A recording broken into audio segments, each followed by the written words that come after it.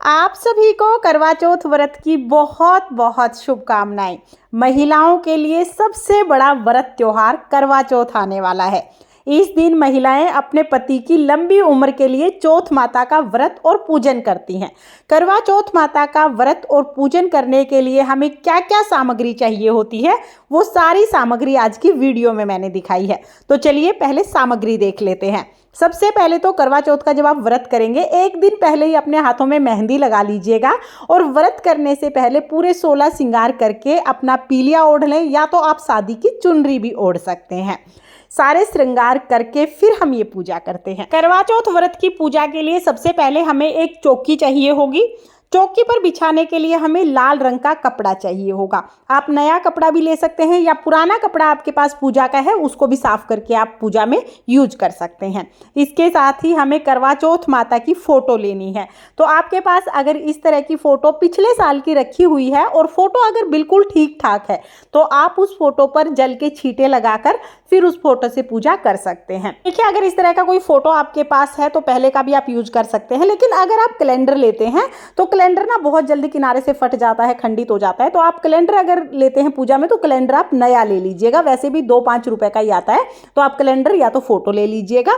इसके साथ ही हमें मिट्टी का करवा चाहिए होता है। करवे में इस तरह का नल होना चाहिए, ये होल होना चाहिए, तो ये करवा आप ले लीजिएगा। आप चाहें तो सजा हुआ करवा ले सकते हैं या इस तरह का आप सिंपल करवा भी ले सकते हैं। कोई भी एक करवा हमें लेना होता है, तो आपके यहाँ पर जैसा भी करवा आपको मिल जाए आप वो करवा ले लीजिएगा।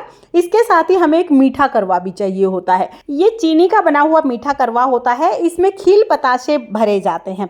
आजकल तो जब हम लेके आते हैं तो मार्केट से ही खील पतासे भरे हुए आते हैं, तो आप ये करवा जरूर ले लीजिएगा। मीठा करवा हमें लेना है, मार्केट में बहुत आसानी से आपको मिल जाएगा।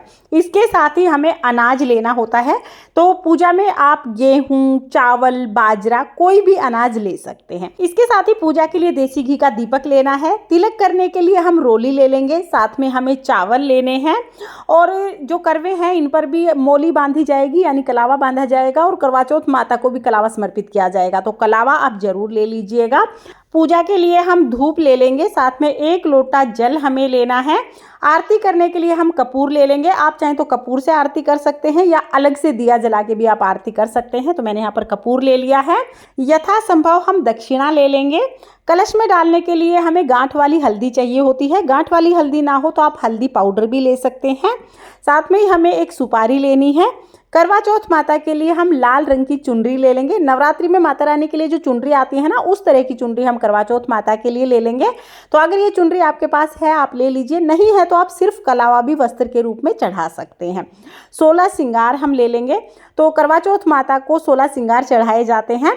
हो सके तो आप पूरे 16 श्रृंगार चढ़ाइएगा, लेकिन 16 श्रृंगार ना हो तो फिर आप जितना भी आपसे बन पड़े 2, 5, 7 जितनी चीज़ें हो सके उतनी चीज़ें आप सुहाग की करवा चौथ माता को जरूर चढ़ाएं। इसके साथ ही करवा चौथ व्रत की पूजा के लिए हम एक छलनी ले लेंगे और पूजा की थाली हमें चाहिए होगी। अगर आपके पास पिछले साल की छलनी है तो आप वही छलनी दोबारा से यूज कर सकते हैं।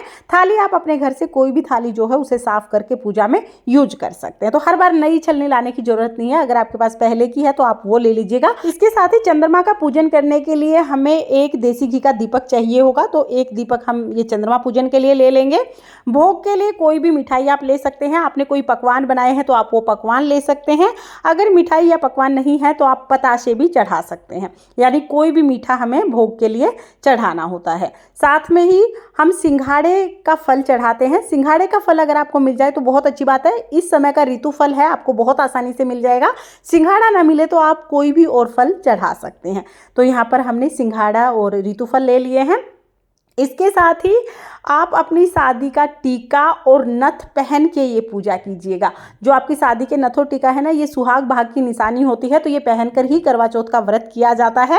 अगर आपके पास मंगलसूत्र है तो आप मंगलसूत्र भी जरूर पहनिएगा।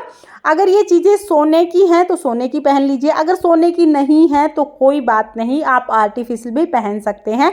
ये सुहाग की निशानियाँ होती हैं और करवा चौथ का व्रत सुहाग भाग का होता है, तो ये सब चीज़ें पहन के आप पूजा कीजिएगा। तो टीका और नथ आप जरूर पहन लीजिएगा।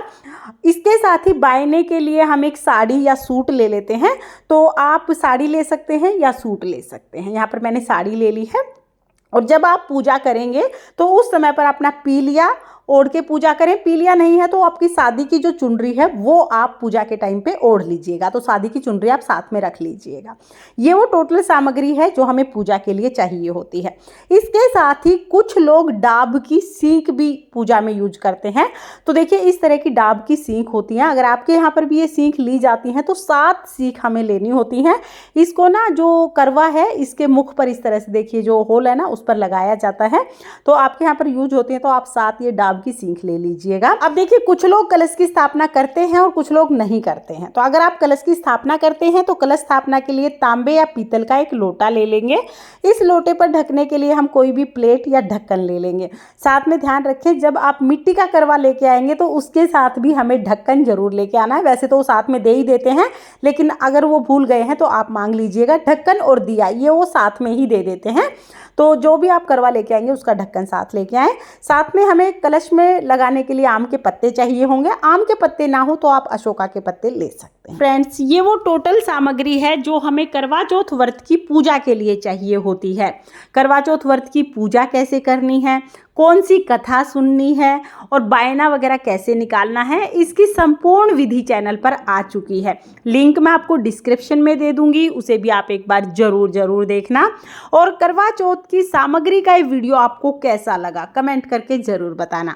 अगर ये वीडियो आपको पसंद आया हो, वीडियो आपके लिए थोड़ा बहुत भी यूजफुल हो तो प्लीज़ वीडियो को लाइक कर देना और चैनल को सब्सक्राइब कर लेना। फिर मिलते हैं किसी और वीडियो में, तब तक के लिए जय करवा चौथ माता। राधे राधे।